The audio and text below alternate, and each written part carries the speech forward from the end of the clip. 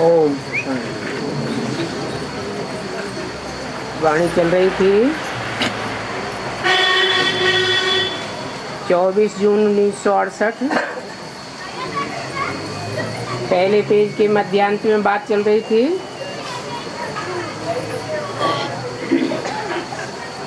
आकारी सूक्ष्म वतन वालों को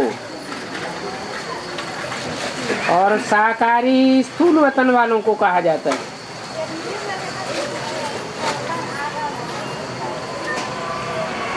ये मन बुद्धि की स्टेज की बात बताई। स्थूल वतन है 5 तत्वों की दुनिया और सूक्ष्म वतन में 5 तत्वों की बात ही नहीं है। वहाँ तो मन बुद्धि के सूक्ष्म संकल्प काम करते हैं।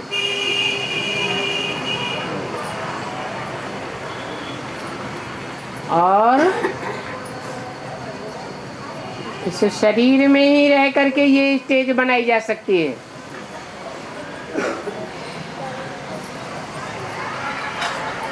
परंतु कोई कोई ऐसी कमजोर आत्माएं हैं दो स्थूल शरीर में रह करके अंतःवाहक शरीर से कार्य नहीं कर सकेंगी।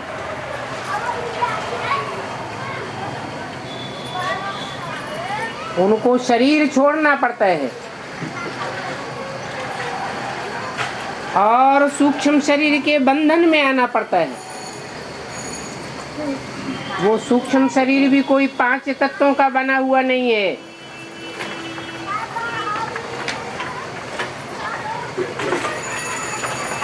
सूक्ष्म जैसे लाइट सूक्ष्म होती है, ऐसे लाइट का आकार है जिसमें स्थूल इंद्रियां नहीं होती हैं, परंतु मन बुद्धि की सूक्ष्म इंद्रियां काम करती हैं।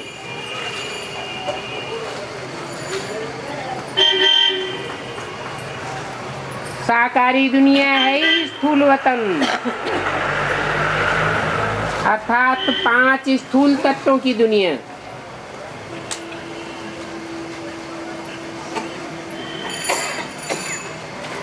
जहाँ ये स्थूल शरीर है, स्थूल शरीर को और इस स्थूल दुनिया को इन स्थूल आंखों से देखा जा सकता है। स्थूल 5 तत्वों को भी इन आंखों से देखा जाता है, परंतु वो स्थूल तत्व भी कभी कभी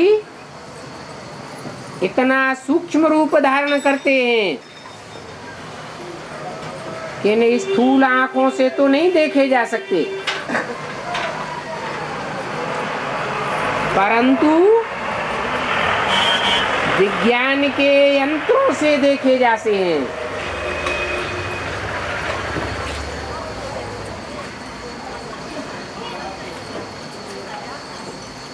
फिर कई लोग समझते हैं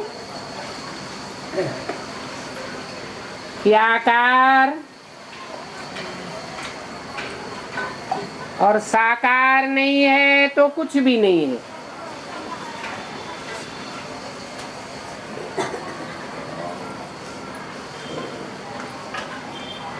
जैसे वैज्ञानिक लोग सूक्ष्म शरीर को नहीं मानते,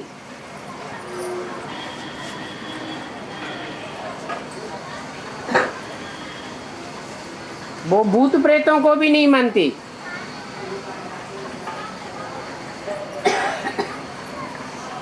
परंतु ऐसी शक्तियों से टाइम टू टाइम चमत्कृत होते रहते हैं।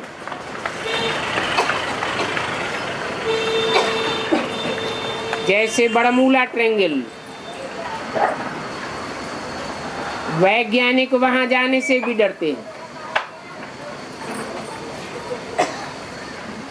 उड़न तस्करियों को देखते हैं,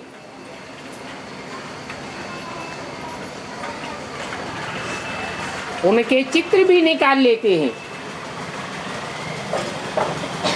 परंतु उनका भेद नहीं पा सकते।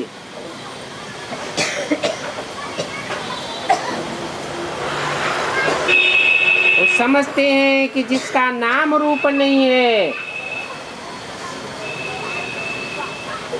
देश काल नहीं है, तो कुछ भी नहीं है।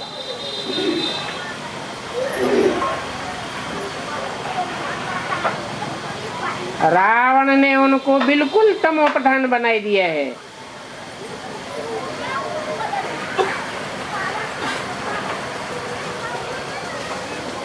इतना तमोप्रधान बन गए हैं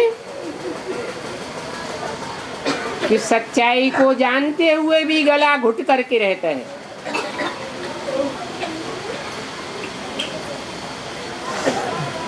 तुम बच्चों में भी नंबरवार हैं जो अच्छी रीति समझ सकते हैं, परंतु तुम बच्चों को भी बड़ी मेहनत करनी पड़ती है। फिर ये युद्ध भी गाई हुई है।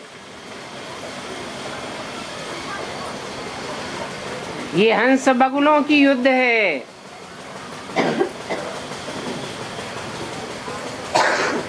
कितना युद्ध चलता रहता है। फिर उन शास्त्रकारों ने बैठ कौरव पांडवों की स्थूल लड़ाई दिखाई दी है।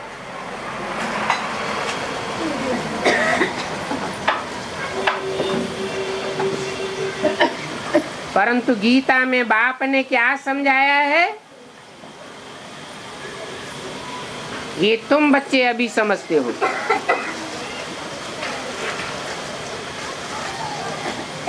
क्योंकि बाप 5000 वर्ष का जो स्थूल ड्रामा है, उस टाइम पर नहीं आते हैं। 5000 वर्ष के ड्रामे का जो रिहर्सल का टाइम है, शूटिंग का टाइम है, उस टाइम पर आते हैं, जिसमें हर आत्मा के संकल्पों की शूटिंग चलती है। संकल्प, स्वप्न और साक्षात्कार की शूटिंग चलती है।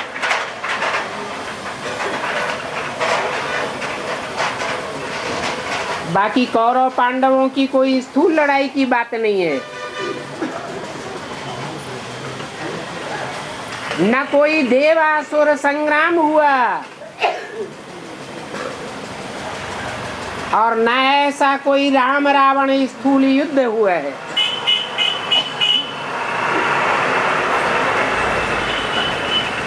स्थूल लड़ाई की तो बात ही नहीं है।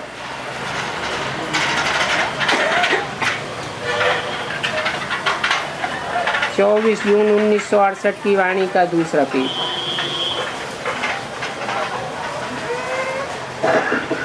बाप तो पुरुषोत्तम संगम युग पर आकर के राजयोग सिखाते हैं।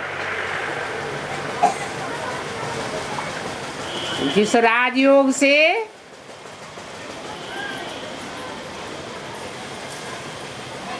तुम्हारे 63 जन्मों की रील घूमती है,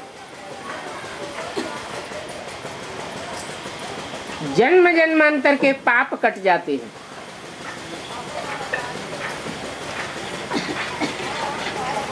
उन पाप कर्मों की रील तो सामने आवेगी ना।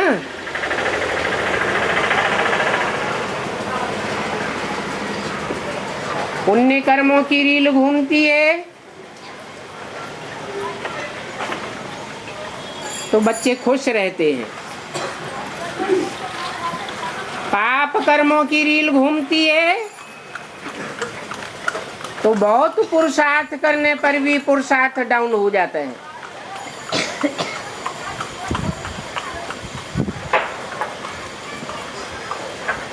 तो बाप कहते हैं अभी मैं राजयोग सिखाने आया हूं।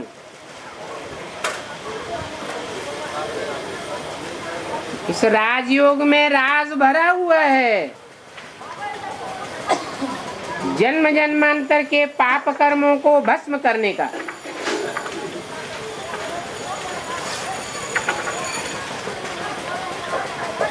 तो समझ सकते हैं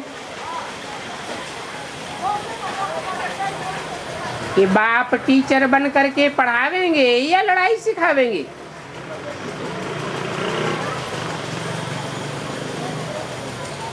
ये पांडव गवर्नमेंट तो बड़ी जबरदस्त गवर्नमेंट है।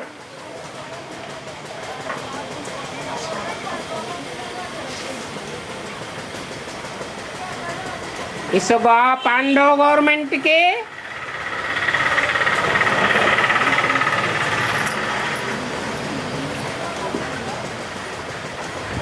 विजय तो गाई हुई है, और विजय तुम बच्चों का जन्म सिद्ध अधिकार है।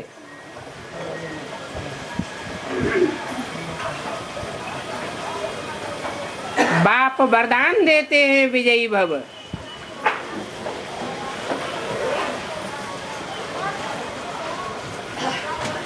कौरव गवर्नमेंट का तो विनाश ही हुआ है।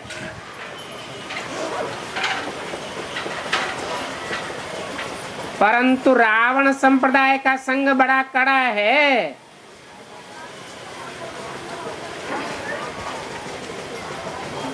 घड़ी घड़ी बच्चे संग के रंग में आ जाते हैं।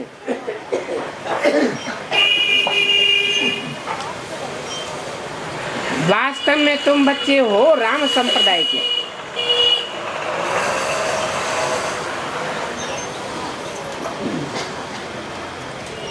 वो है बगुलों का संप्रदाय, और तुम्हारा है हंसों का संप्रदाय।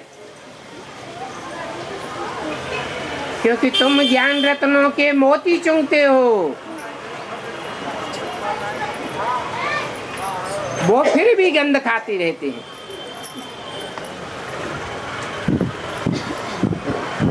एक ही घर परिवार में मित्र संबंधियों आदि का कितना हंगामा हो जाता है।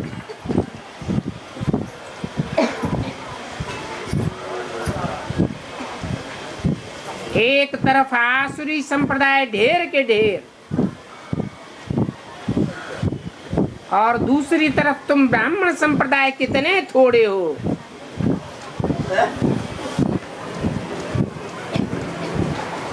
परंतु तुमको मिलती है ईश्वरीय मत।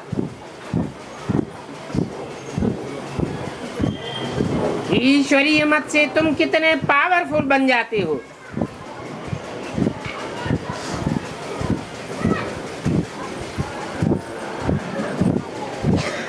अंत समय आवेगा तो तुम विजयी बनेंगे। विश्व पर राज्य करेंगे और सारी दुनिया की मनुष्य आत्माएं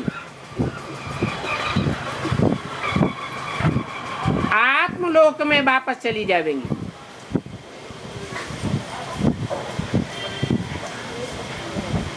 फिर बाद में नंबरवार लौट करके आती रहेंगी। तुम्हारा तो ऑलराउंड पार्ट है।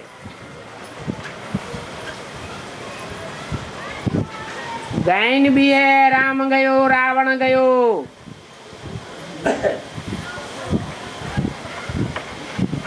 ये तमो प्रधान आत्माएं तो सब चली जाएंगी।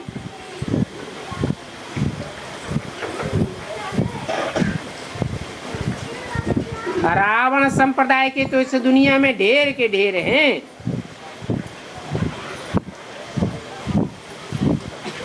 और राम संप्रदाय के तो कितने थोड़े हैं। फिर भी तुम्हारी प्रजा बनती रहती है। थोड़ा बहुत भी सुनते हैं तो बेहद के बाप से वर्षा मिल जाता है।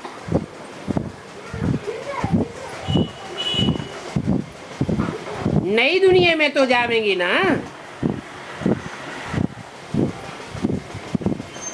बल ऊंच पद नहीं पाते हैं,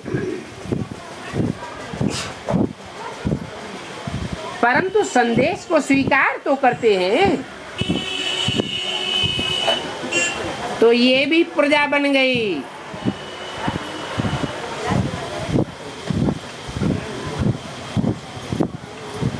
राजयोग की मेहनत करते हैं, पढ़ाई पढ़ते हैं, तो ऊंच पद भी मिल सकता है।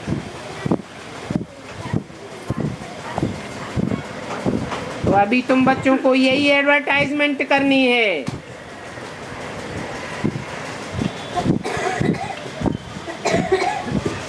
कि बाप ने कोई स्थूल युद्ध नहीं सिखाया है।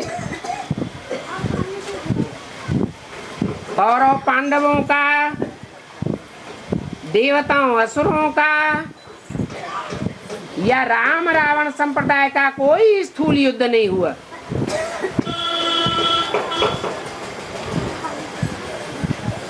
तो स्थूल लड़ाई आदि की बात ही नहीं है।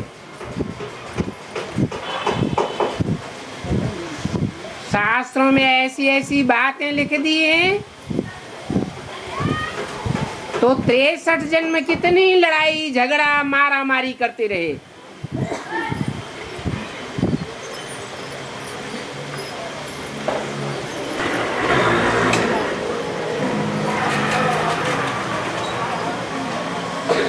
कोई भी महान पुरुष दुनिया का लड़ाई झगड़ा नहीं सिखाता।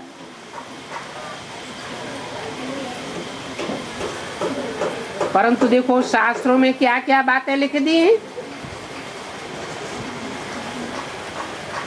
आज की दुनिया में जैसे नॉवेल्स बनाते हैं ना,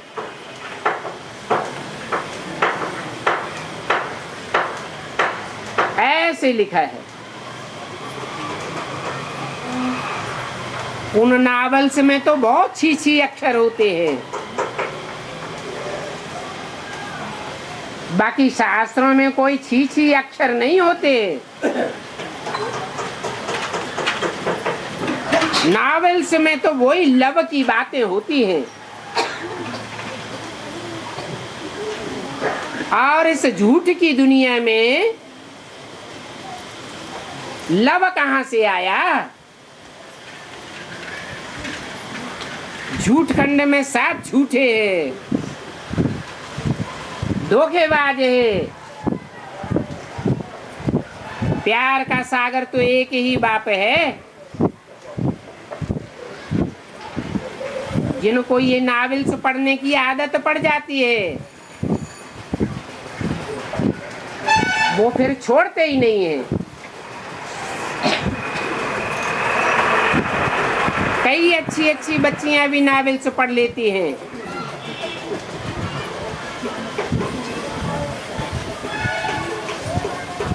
नॉवेल्स पढ़ती हैं और उनके आधार पर लिखी हुई फिल्में भी देखती हैं।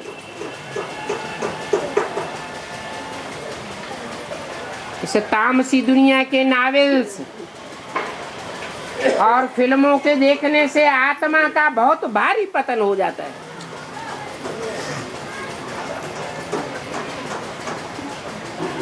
वही बातें बुद्धि में चलती रहती हैं। बाप कहते हैं मुझे एक को याद करो। ऊंचते ऊंच को याद करोगे तो ऊंचते ऊंच बनोगे।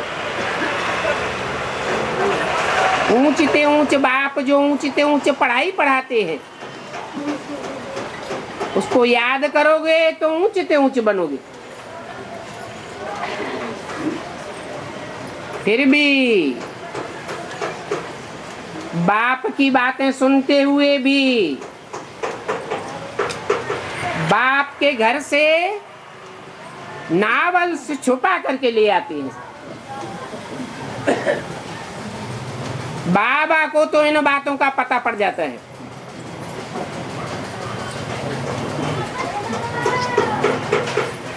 क्योंकि मधुबन है शीशे का महल, उसे शीश महल कहा जाता है। शीश महल में इतने शीशे लगे हुए हैं, ज्ञान के दर्पण,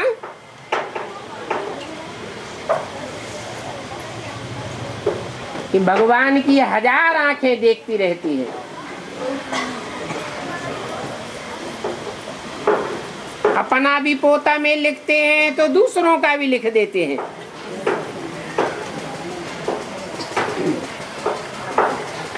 भले छिपाए छिपाए कर पढ़ते रहें। अब बाप ने तो बताया है, तुमको तो अपने ससुर घर जाना है, जहां ये छीछी बातें होती ही नहीं। तुमको 2 बाप मिले हैं संगारने के लिए।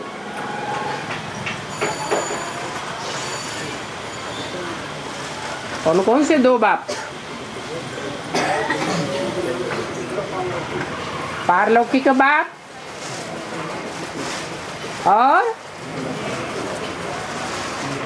और लौकिक बाप। लौकिक बाप संगारते हैं कि शादी कराई देते हैं?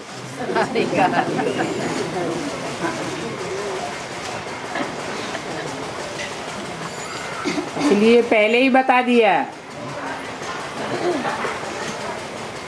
कि लौकिक माँ बाप होते हैं बच्चों के दुश्मन। सरेंडर भी कर देते हैं तो मोह के कारण याद करते रहते हैं, खींचते रहते हैं। अब ये दोनों बाप तो आए हैं संगारने के लिए। कौन से दोनों बाप? और दोनों बेहद के बाप हैं। एक है आत्माओं का बाप और एक है सारी मनुष्य सृष्टि का बाप।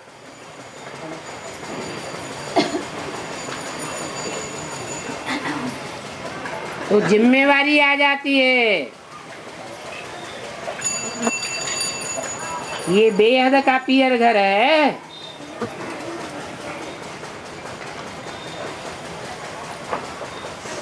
उस पियर घर रावण के राज्य में क्या रखा है? कुछ भी नहीं रखा है। अभी तो हम जाते हैं ससुर घर।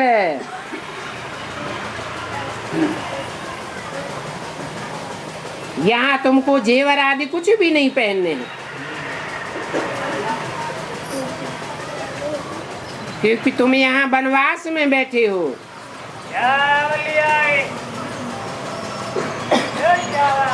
सब कुछ तुमको बुद्धि से त्याग करना है, क्योंकि तुम्हारी बुद्धि में तो आ गया है हम इस दुख धाम को छोड़ करके सुख धाम में जाने वाले हैं।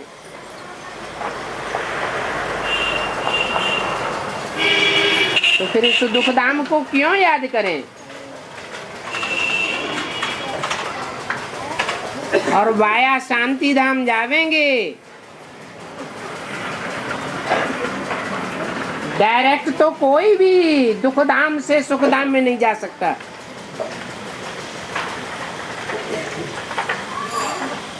तो बच्चों को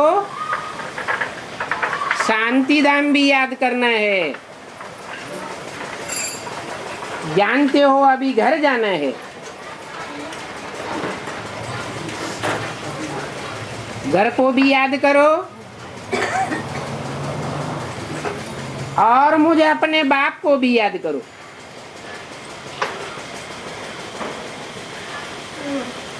बाप वहां भी है तो यहाँ भी है।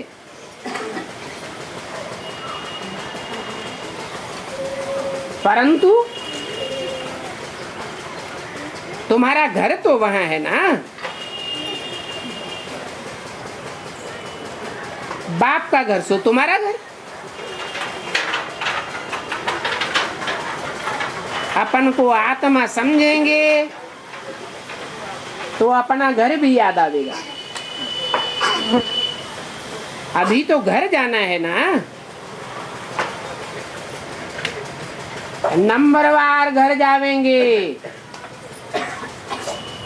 फिर नंबरवार नई दुनिया में आवेंगे।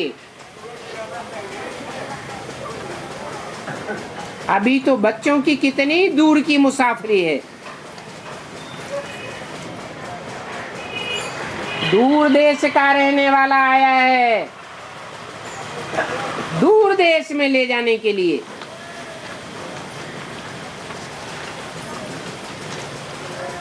इन सभी आत्माओं का झुंड जावेगा।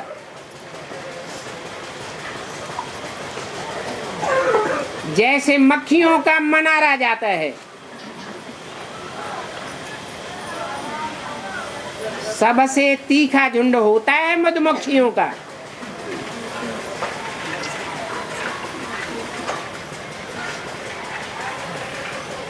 उनमें बहुत आपस में एकता होती है। एकता उनमें होगी जिनमें मिठास होगा,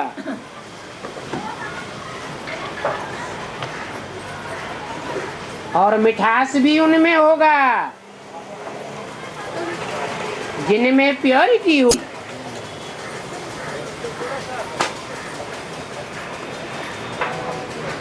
बहुत आपस में एकता होती है।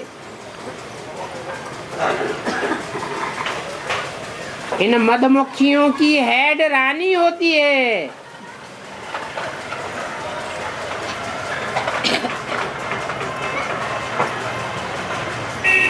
भारत में पहले पहले रानी का नाम लिया जाता है। सीताराम, राधा कृष्ण, लक्ष्मी नारायण। इसलिए भारत को मदर कंट्री कहा जाता है।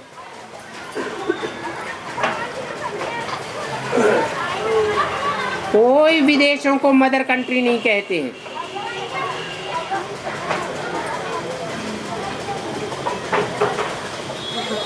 तुम ही ऐसी रानियां बनती हो जो भारत में स्वर्ग के गेट खोलती हो, राज भाग लेती हो।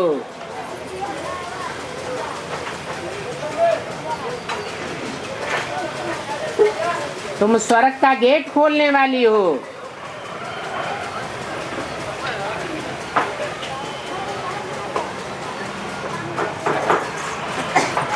तुम्हारा नाम है भारत माता।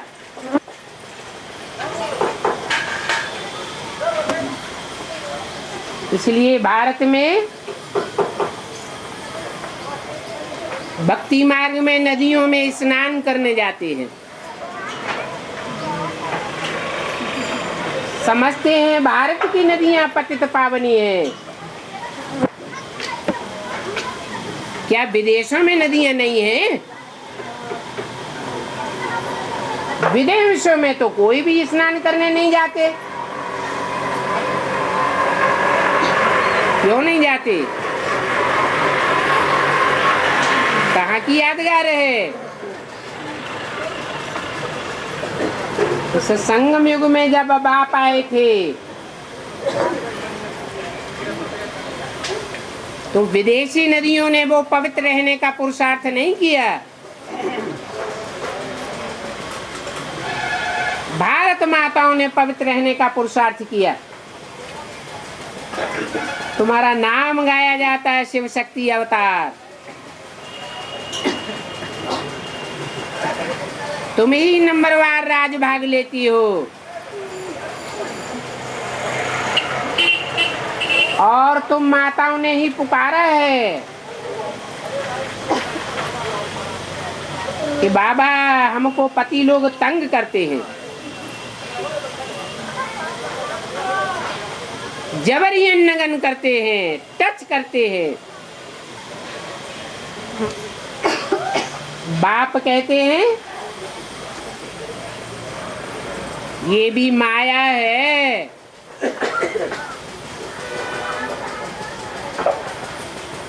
जैसे मकड़ी अपने आप अपना जाला पूरती है, फिर उस मकड़ी को अपना जाला अपने आप ही हप करना पड़ता है।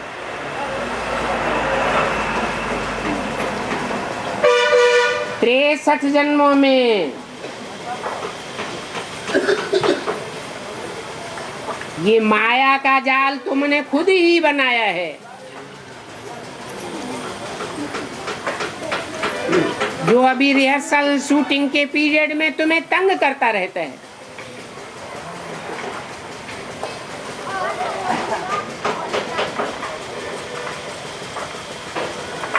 तुम जानते हो कि आत्मा एक जन्म में स्त्री और एक जन्म में पुरुष बनती है।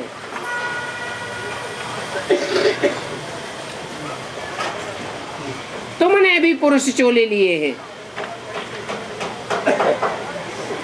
स्त्री चोले भी लिए हैं। तो अभी समझ सकते हो कि ये हिसाब किताब पूरा होता रहता है।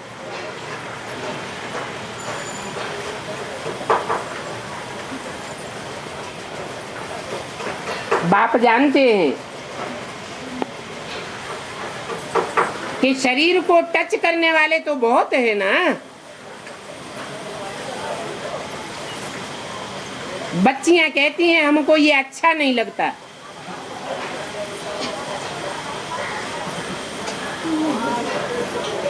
अब अच्छा नहीं लगता, इससे साबित होता है कि तुम बाप की याद में अपने को उड़ाए नहीं सकती हो। नहीं तो ऐसे हालातों में तुरंत मुर्दा बन जाना चाहिए, बाप की याद में ऊपर उड़ जाना चाहिए। नहीं तो बाप कहेंगे ये देह अभिमानी की बात है।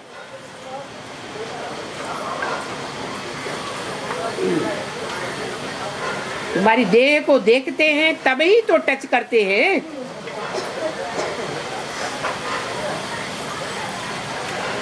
आत्मा को अगर देखें तो आत्मा को टच कर सकते हैं क्या?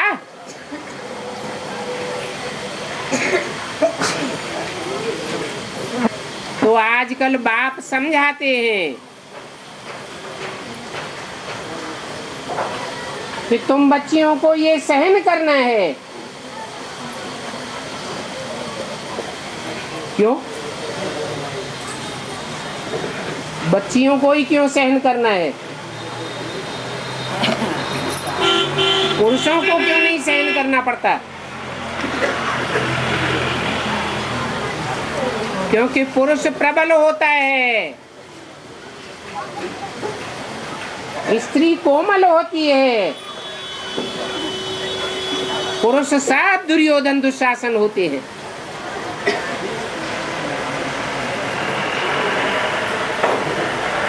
ये तो बताया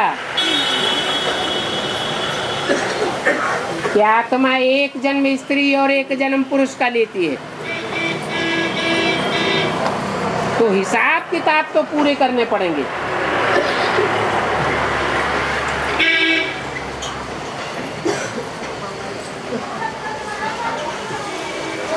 बाप की याद में रहेंगे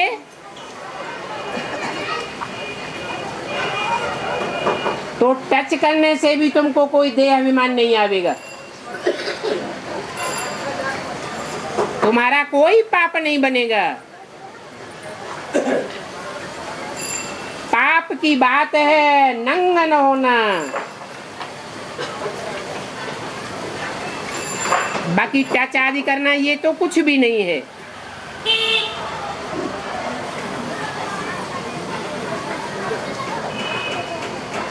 शास्त्रों में लिखा है द्रौपदी ने पुकारा धर्म को नंगन करते हैं। ये तो बिल्कुल नहीं होना चाहिए।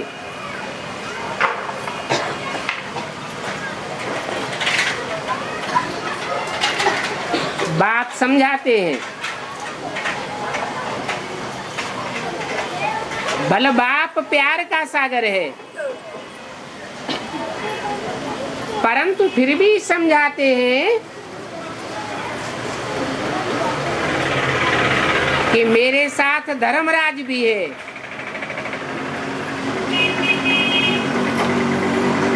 वो मेरा राइट हैंड है।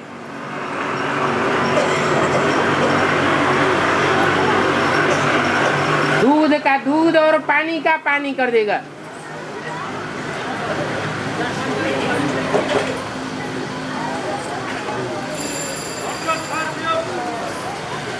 यहाँ तो इसे अन्याय की दुनिया में न्याय नहीं मिलेगा,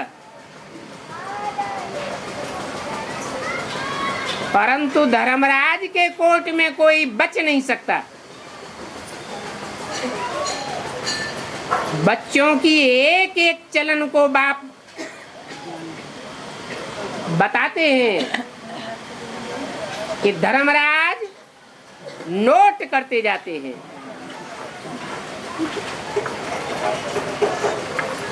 ड्रामा में ये पार्ट है, सजा देने वाला भी वही है।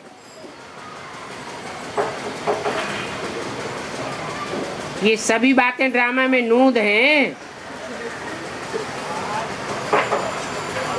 ऐसे भी नहीं है जैसे भक्ति मार्ग में समझते हैं कि धर्मराज के पास चित्रग्रीव रहता है, वो चौपड़ी में सब नोट करके रखता है।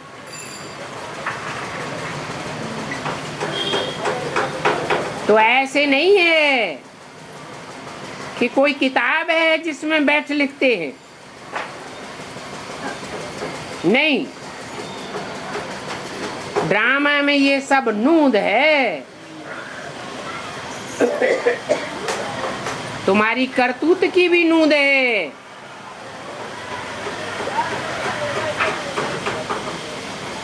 तो सजा खाने और सजा देने वाले की भी नूद है।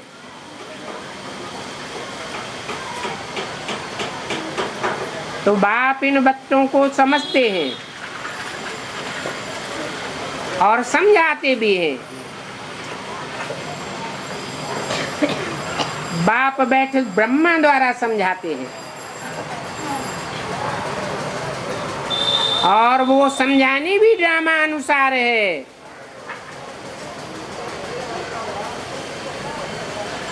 अंत में तो ये टचिंग आदि कुछ भी नहीं होगी।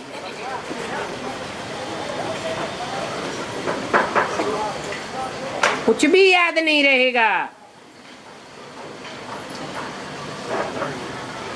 ऐसी तुम्हारी देही अभिमानी अवस्था बन जाएगी।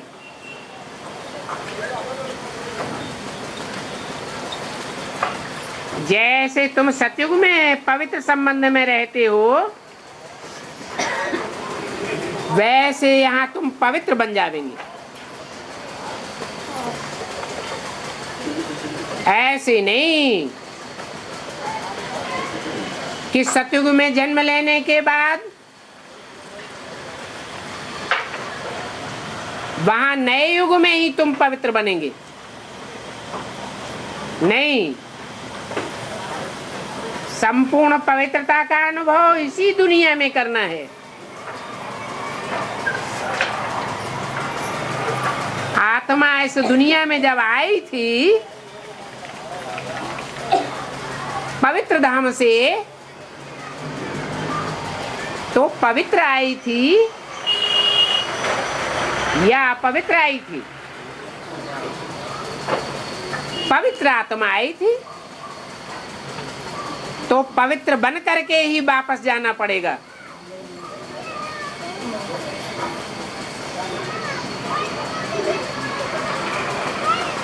अभी जो अपने पुरुषार्थ से पवित्र बनते हैं, वो पवित्रता के संस्कार फिर सतयुग में आवेंगे। फिर अंत समय में जैसी जैसी जिसकी अवस्था होगी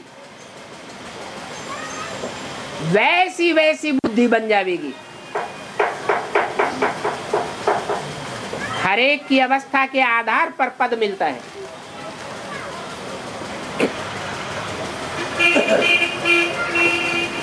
ये भी तुम जानते हो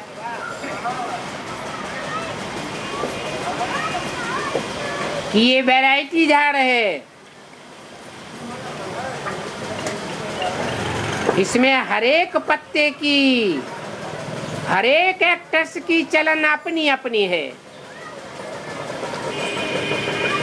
एक के संस्कार, एक की चलन न मिले दूसरे से।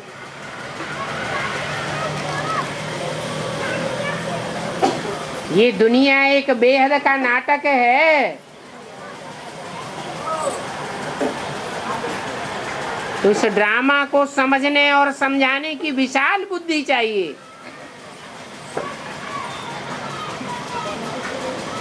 कितनी छोटी सी आत्मा है और इस छोटी सी आत्मा को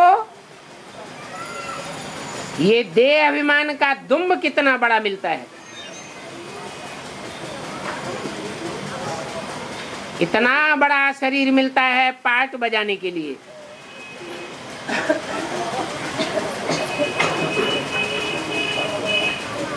तो ये अविनाशी पार्ट है। हर एक आत्मा का पार्ट के अनुसार अगले जन्म में फीचर्स तैयार हो जाता है।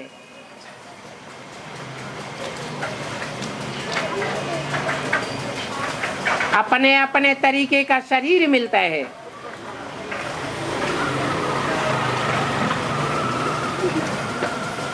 ऐसे हर एक जन्म में जन्म लेते रहेंगे।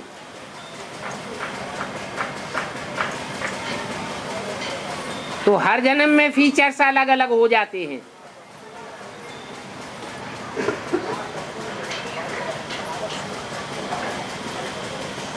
ये बना बनाया बेहद का ड्रामा है।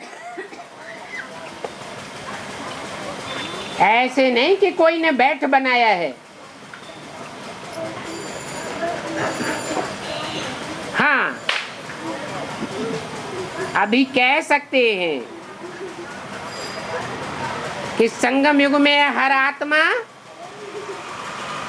अपना अपना पार्ट अपने लिए नूद करती है।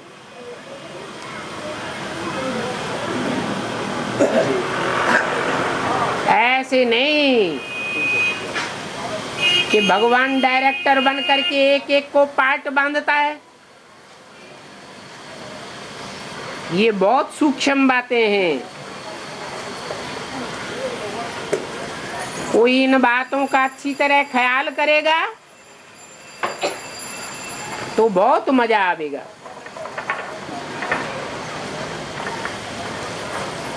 ये कोई साधारण पढ़ाई थोड़ी ही है, बहुत बड़ी पढ़ाई है। और सेकंड में जीवन मुक्ति मिल सकती है।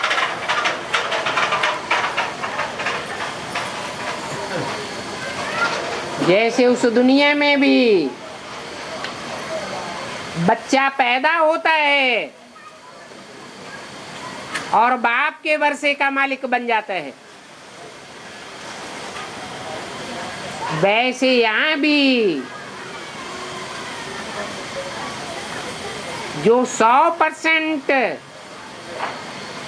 अटल निश्चय बुद्धि बन जाते हैं वो मालिक बनते जाते हैं।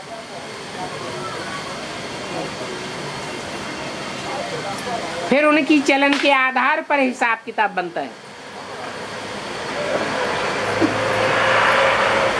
अगर चलन अच्छी नहीं होगी तो भी बाप कहेगा ये तो लायक ही नहीं है। अच्छा, ओम शांति।